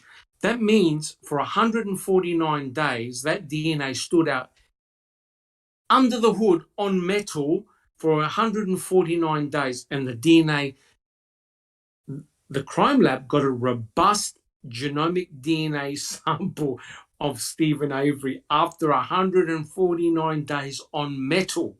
And normally metal is contaminated with bacteria, fungi, environmental elements that destroy DNA. So Stephen Avery is not only a super shedder, but he has got DNA that is incredibly robust. Alice. Yeah, I mean, for a starter, Doc, I do not believe that hood latch was swabbed. For the simple reason is I did a mechanics course when I was in secondary school. Yes. And it does not matter what part of that engine or the bonnet or anything like that you try and touch, not to get covered in oil and shit like that is impossible. Correct. The slightest touch, it's greasy, it's oily, it's everything under that hood, and it doesn't matter how much you try not to get oil or anything like that on your hands. As soon as you reach in there, you've got a bit of oil on your thumb or your finger or your arm where it's just slightly touched something, and it is manky. You get manky when you're working with cars, whether it be just lifting the hood or whatever, you know. So in my opinion, that hood latch was not swabbed, because that swab is far too clean to have came through that hood latch. That's the conclusion that Dr. Chris Palinek came to as well when he observed the hood latch. It was way too clean. And Catherine Donna did some exemplar hood latch swabs. They're all dark and dirty because they had grit. Yeah. They had grit and grime on them. So I don't know if you have a look at Teresa Hallbach's vehicle, especially the photographs of the engine. It's dirty as. Yeah. Hood yeah, latch exactly, Doc. The hood And it wouldn't have mattered. It wouldn't have mattered if you were touching the hood latch, even the rod that you used to hold the bonnet up. That would have been oily and dirty. Maybe not as oily and dirty, but it would have been oily and dirty. And you have to put that up to hold the bonnet up so that you can get to the battery and everything like that. But they didn't even check that. They just done the hood latch swab. It's a load of shite. Correct. And, you know, just to make matters worse, it was actually Fassbender who convinced Brendan to say that, yeah, Stephen did something underneath the hood. You know what they were trying to get Brendan to say? And that was that, oh, yeah, Uncle Steve disconnected the battery, right? But Brendan never said that Stephen disconnected the battery. Susan. And the thing is, they knew early on that the battery was disconnected, if in fact it was. Correct. So why not check the hood latch then? That's correct. That's 100% correct. And they found no evidence of blood underneath the hood, right? And I'm not even sure whether they actually swabbed the battery terminals, because, you know, you have to put a lot of force on the battery terminals in order to take them off. So one would have expected there to be blood all over the place, but they found nothing. Jack 61. Thank you, Susan. I'm not sure about the terminals, but I know they checked the battery cables for DNA. Correct. And only magically on the hood latch did they find Stephen Avery's DNA, right? And a huge amount of DNA compared to everybody else, right? And the way they overcame that embarrassing fact, they said, oh, yeah, he's a good shedder, right? He's a good shedder. Yet when he held an exemplar key, the amount of DNA he left behind was 10-fold less. So much for him being a really good shedder. Plus, a lot of people think the shedder status is absolute garbage, right? Doesn't make any sense at all. All right, then. But the disturbing thing is this, right? Even during Brendan's trial, Tom Fallon said, oh, yeah, okay. Fassbender said to Brendan, you know, did he go under the hood? And Tom Fallon goes, so what? We found Stephen. Guess what? We found Stephen's DNA. So in other words, even though it was Fassbender who said to Stephen, to Brendan, well, did he go under the hood? They didn't care. As long as they got what they wanted, that is Stephen's DNA under the hood, that associated Steve with the Toyota RAV4. So he has a direct connection again with the victim's vehicle, right? Blood and also touch DNA. So that's why they're saying, well, okay, you can plant blood, but how are you going to plant touch DNA? And the answer is you simply swap a swab, right? And remember, the state already had a buccal swab of Stephen Avery in the lab, item W. And the person who had item W, it was Cherie Cohane in 2003. And she would have isolated Stephen Avery's genomic DNA. So she already had everything pertaining to Stephen Avery that she needed right there in the lab. All right. So, guys, are there any comments or can we get on with our last couple of questions? Beautiful. Okay, I quote. We're doing really well. I quote, but Brendan Dassey's confession didn't spell the end for Stephen Avery. For one thing, I didn't introduce Brendan's damning statements into Stephen Avery's jury trial. I was legally prohibited from calling him as a witness without a plea bargain in place. Brendan had a Fifth Amendment right against self-discrimination. If I called him to testify, his testimony would not just incriminate Stephen Avery, it would also incriminate him. So unless we cut a deal with Dassey's attorney, which we hadn't, we couldn't legally call Brendan to the stand. Let me say that again. I never used Brendan Dassey's statements, any of them, to convict Stephen Avery. Here's the question to the panel. But remember what he just said. I never used Brendan Dassey's statements, any of them, to convict Stephen Avery. The question is this. Why did Ken Kratz do the March 2nd press conference? Who would like to answer? Jack 61. That was immediately where my head went when he said that he didn't use any of his statements to incriminate Stephen Avery. Well, are you kidding? You broadcast it to the world. Come on. 100% correct. Yeah. He's another embedded confession. Yep. Right? It's he did the damage was done. Checking convictions. Well, his sweaty Uncle Stephen. His sweaty Uncle Stephen. His sweaty uncle. He didn't do anything? Correct. Okay. Correct. Okay. I guess we heard Ron. And sweaty meant Stephen did nothing. Correct. 100% correct. Any other comments, guys? All right. Yeah. So, I mean, we all know the damage that the press conference did. Now, think about it, right? Brendan Dassey made this coerced confession, in my opinion, like on March the 1st. On March the 2nd, without even fact-checking, they did the press conference. So the damage was done. It was already out in the wild. So even though they didn't use Brendan against Stephen in court, the damage was done because he used Brendan's narrative to release it to the population. And that's it. They completely sullied the jury pool. And you can't unring that bell. Sammy. Well, I think his little statement he made in that book there that you just read was total, complete, asinine bullshit, because no way, no how do those people care about anybody's rights. Not in any way.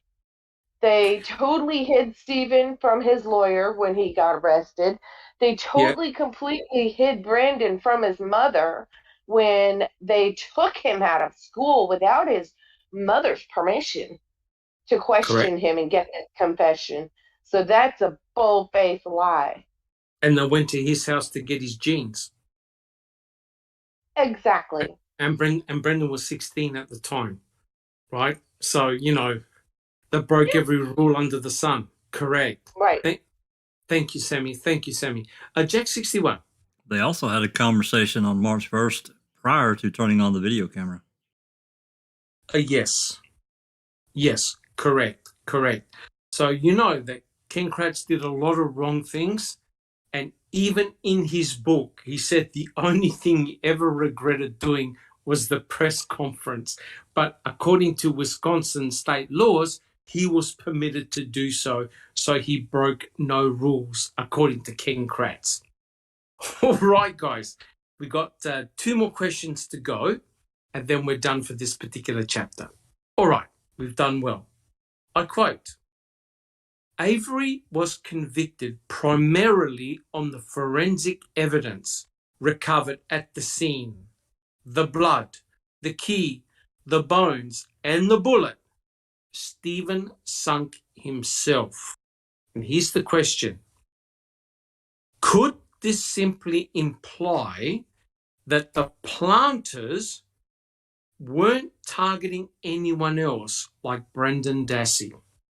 And everything pointed to Stephen Avery, the only person in Wisconsin that had a civil lawsuit against the sheriff, the DA, and the MTSO. Who'd like to answer that one?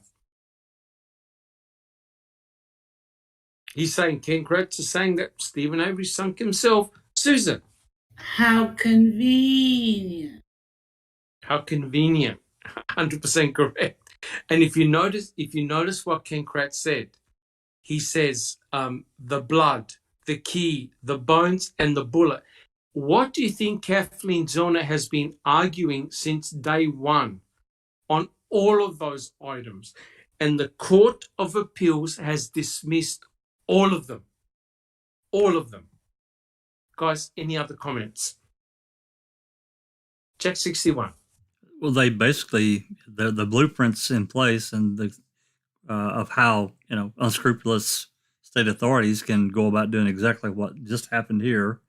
And the Court of Appeals has just given their stamp of approval. That's what they've Correct. done. Correct. Judge Sukowitz, she just kept on denying everything that Kathleen Zellner put forward. And the Court of Appeals, they affirmed it. They said, yep, the Circuit Court have done nothing wrong. Toss it all out. We're not going to hear it. So all the forensic evidence, well, just about all the forensic evidence, my state don't want to hear about it. They simply do not want to hear about it. So we know the shenanigans of what they did to the cremains and the legal arguments that they put forward. And now they've just tossed item FL out the window, and now they're trivializing item FL. So all the things that potentially hurt them, they're getting rid of or ignoring, right? And I'm pretty confident that there's no RAV4. I reckon it's gone. Neverly. Me too. Even if there was still RAV4 buried in the ground, I'm sure that all of a sudden they would wipe all the car clean, right, from fingerprints because of Tom Sawinski's new allegations, new statement. Oh yes. Yeah, it will be erase. Yeah. Yes, all of a sudden the RAV4 now becomes a potentially dangerous piece of forensic evidence, right? Yeah. And spotless correct and shiny. Correct. Yes. So I wonder if it either goes through a fire or a car wash, one of the two, or is lost. Who's taking a bet that Kathleen Zellner won't get her hands on the RAV4? I'm telling you now. Yeah, they returned it to the Hallbacks. Yeah. They returned it for closure. All right, then. All right, guys. Well, look, I am conscious of the time, so we've got one more question to go. All right. I quote, the question remained, however, would Brendan Dassey's own statements spell the end for him? Would they send him to prison for life? Would he sink himself and follow in the muddy footsteps of Uncle Stephen? And the question is, in court, Brendan Dassey recanted, and there was no forensic evidence against him.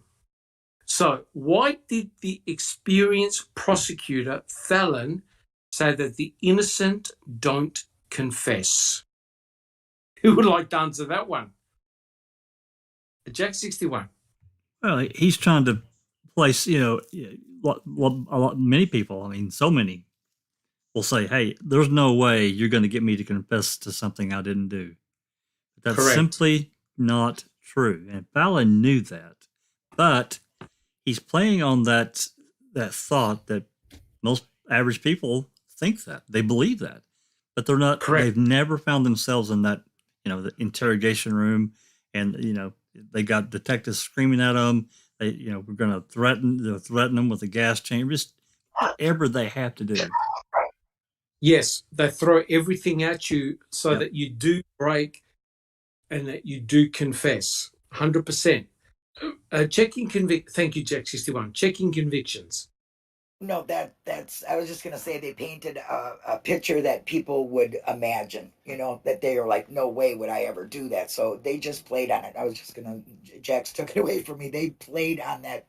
What most people would think. I'll never confess to that. There's no way you could do that to me. But they've never been in that position. So they That's just painted correct. a pretty picture. That's correct. So basically, they're saying that, Brendan's guilty because he confessed. You know how many interrogations have we seen in many other trials in which individuals have said, in the end, after 9, 12 hours of being interrogated, yes, okay, I did it. I did the murder. I did the rape, only later to be shown to be completely innocent, and they were never there. So what happened to Brendan Dassey is not unique. It's happened many, many times, especially to young, vulnerable people like Brendan Dassey. Neverly, do you have a comment? Especially if you're enticed the whole time through the interrogation. If you're saying, we're your friends, I have just a boy like you, I wish I could hug you. Yeah, whatever you want, just tell us everything's going to be fine. We're going to be on your side. You know what I mean? Yep. That's enticing. That's enticing. That's my first comment. Go ahead. Sorry. Yeah, no, go. Yeah. And the second is a question. Is it permissible in court? I don't know. During the closing argument, like in this case, when Fallon said that, the defense could object and say that's a bunch of crock. No, because what happens is the defense and the state have got their closing statements. So I understand, but if somebody in the closing statement you can't rebut. Spins something like such a lie like this one, which they could prove. Well, the whole idea is for the defense to show that that's not the case during evidence hearing, not during the summation. This is a summation, right? So that's what Tom Fallon said when he was doing his closing argument. Yeah, but that's my question. So let's say, knowing how they played very dirty, if they said, numerous statements like they're completely not true, if they put a bombshell in there, how could you not object? Because that changes things. That's true, but it's a summation of the so-called what happened during the trial. I believe it actually is legal for them to object. Yeah, they just rarely do it. Yeah, and the jury is instructed that opening and closing statements are not fact, and you can't go by what they say. So, it's just sneaky as hell for him to do that. And Buting and Strang should have objected to that, for sure. I think so, too. Correct. Except, of course, he said that during Brendan's trial, right? So that's Fremgen and Edelstein. Yep. That they should have objected. Yeah, sorry. Correct. Sammy, do you have a comment? To your question, I would like to say because Brendan was actually innocent and he knew it. Yeah. They had to make up a narrative, and they had to stick by that narrative under all costs, and that's how they ran with it. And unfortunately, they were able to convince a jury. It's as simple as that. That's the harsh reality of it. Alice. Yeah, Cherie, I don't recall, is saying the defence can object. They can? They can. I don't think anyone did. I don't think anyone Yeah. did. Yeah, that's my understanding. But you're correct. You're correct. All right, guys. Does anyone have any final comments? Right, we're all good. So what I'm going to do, just to close our podcast, and thank you guys for coming and listening in and for all your questions, I'm going to actually read a small passage from Brendan Dassey's trial. This is exactly what Tom Fallon actually said, right? And I quote, "People who are innocent don't confess. The defendant confessed because he was guilty, because he did it. An innocent person is going to deny the suggestion. They're not going to admit to this, not to the degree that the defendant did. Now, let's keep one other thing in mind. I'll listen to that argument. It makes my blood boil because those officers treated the defendant a heck of a lot better than he treated Teresa Hallbach. Now, let's clear up this corroboration issue. The defense, in their opening comments on argument, suggested to you that we needed to corroborate everything in his statement. That's not true. That's not the law. We need, as Mr. Edelstein corrected his colleague, we need only proof beyond a reasonable doubt the elements of those offences, the murder, the rape, and the mutilation. We don't have to corroborate. We don't have to prove every single solitary thing. We'll be here for the next 6 months.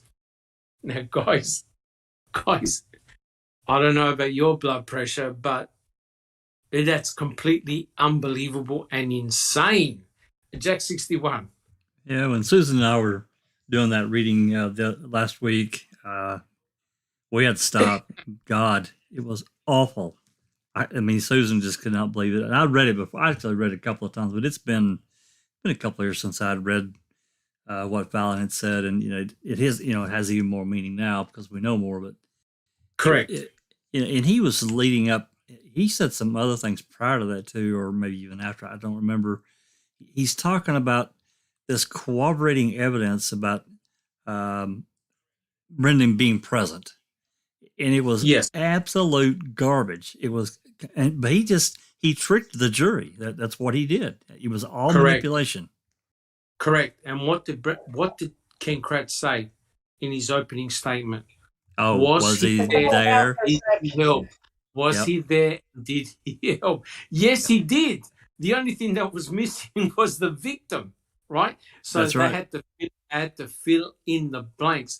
And you heard what Tom Fallon said. We don't have to prove nothing. We don't have to prove nothing because we'll be here for 6 months. So in other words, they're going to send an innocent kid to prison because they can't be bothered actually proving the case. That's right. Right? This was a psychological operation. Correct. That's what this is. A perfect example of it.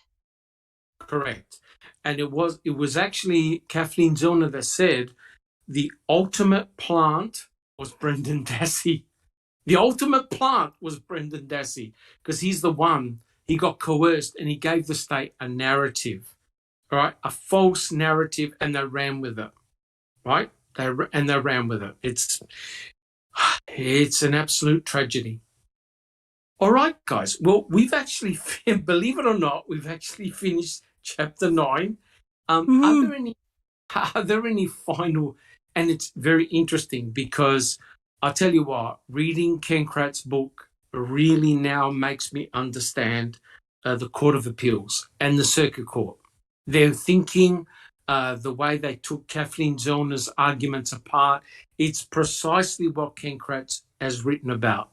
Same tone, same style, same language. No different. All right, guys. Well, look, are there any final comments? Let's go down the panel. Alice, do you have any final comments? No, always good, Doc. Your blood pressure good? All good? Yeah, slowly coming down. Slowly. Good on you. Thank you very much, Alice. Bibi. Yeah, I went to the doctor the other day, and the only thing they could really find wrong with me after 2 years, everything's pretty much the same, except I had a little bit of a high blood pressure. I wonder. I wonder why. How convenient, Bibi. Yeah. Yeah, So, it's the only thing they could find different in 2 years is that I correct. had high blood pressure now. Correct. And the doctor said, keep away from reading with Uncle Ken, right? Oh, I'm sure he did not what I do.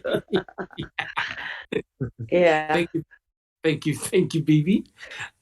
Checking convictions. Testing 1, 2, 3. Testing. Basically the same thing. There'll be a reading of I think it's a post conviction for Brendan tomorrow, Alice and Oh yes. Yeah, that's in the morning, and then open mic, and hey, same things going on. Just keeping the hope. I mean, KZ is the best at this, and she's better at a higher court, and I have hope she'll do what she does best. So everybody keep the faith and keep on working at it. Fantastic.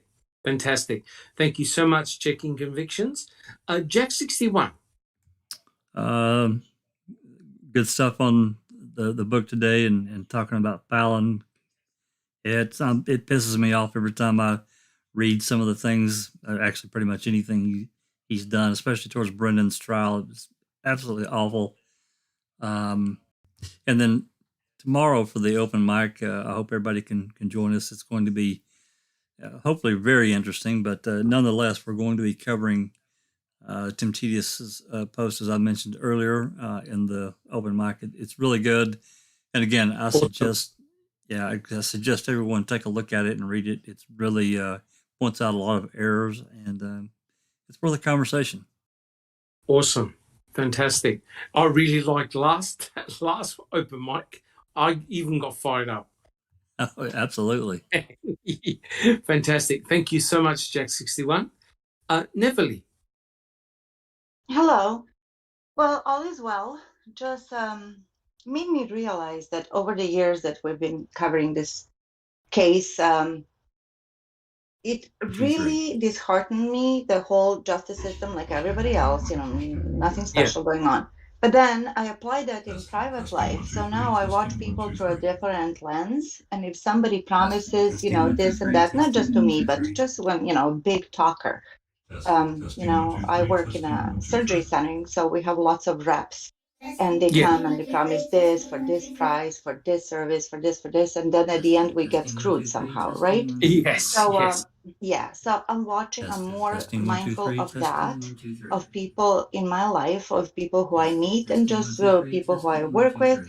And it's really a good lesson, as sad as it is, that's the fact of life, that not everybody is truthful, that people operate on many different levels, and deviant levels, and there's experts in that as well. So just be careful, because not just lawyers are not the only ones who go to those lengths. Regular people do too. Correct. So that's my lesson from all of this. Yeah. But I want to thank you for preparing this. It's not easy, to read and to surmise and to come up with questions. And I'm sure that your blood pressure is super high too. Yes, but I'm glad that we're doing it. I'm glad that we're analyzing this as a group. I've learned a lot. I've really learned how Ken Kratz's mind ticks, how the Court of Appeal works, and how the circuit court works. These guys are on a different level, completely different level. They play hardball. Thank you so much, Neverly. Susan. Yeah, I'm just going to say that My blood pressure is higher than it ever has been in my life as well. And I blame it all on the state of Wisconsin and fucking Kratz reading his shit. Correct. Susan, maybe we can get a class action lawsuit against them. I like it, baby. Yeah. Absolutely. You've been possessed. You've been possessed. Yes. That's Oh the my problem. God. Oh, sugar, you have no idea. Thank you so much, Susan. Zoe, Yes. how are you going? Yeah, I'm disappointed like everyone else. I mean, nothing to be happy about, but, we will keep fighting. We have to keep fighting. Correct. We have to keep fighting. Exactly. For sure. Thank you so much, Zoe. Much Zoe. No appreciated. problem. Yes. Joey, on a good note, whose birthday is it? Oh, it's Moxie's birthday. Hey, fantastic. She's 10 months old today. Wow. Awesome. Yeah. Awesome. Mm-hmm. And she's still the boss? Yeah, kind of. Yeah. Correct. Correct. Thank you so much, Zoe. Much No appreciated. problem. Thank you. Sammy. Hello, doing good. Beautiful. Headed off to bed shortly after this. How have you been? I've been well. I'm doing my best and looking after my health and doing all the right things. And yeah, I'm just so happy to be part of the team and to continue to do this as a group. We're here for the long haul, good or bad, and it's, all a learning experience. All a learning experience. Thank you so much, guys. Well, look, I'd like to thank the panel for coming tonight and participating and asking some excellent questions. I also like to thank the team for coming out and on chat and listening in. Thank you to all the faithful guys. We've got new people as well. Thank you so much. I hope it's helped you guys. And thank you for all the questions that you've answered during the chat. Guys, if you like what we do, please subscribe. Leave your DNA on the thumbs up button. And guys, we will all catch you next week. Thank you so much. And don't forget, open mic in a day's time. Thank you so much, guys. Straight from the Court of Appeals, this has been a Foul Play production.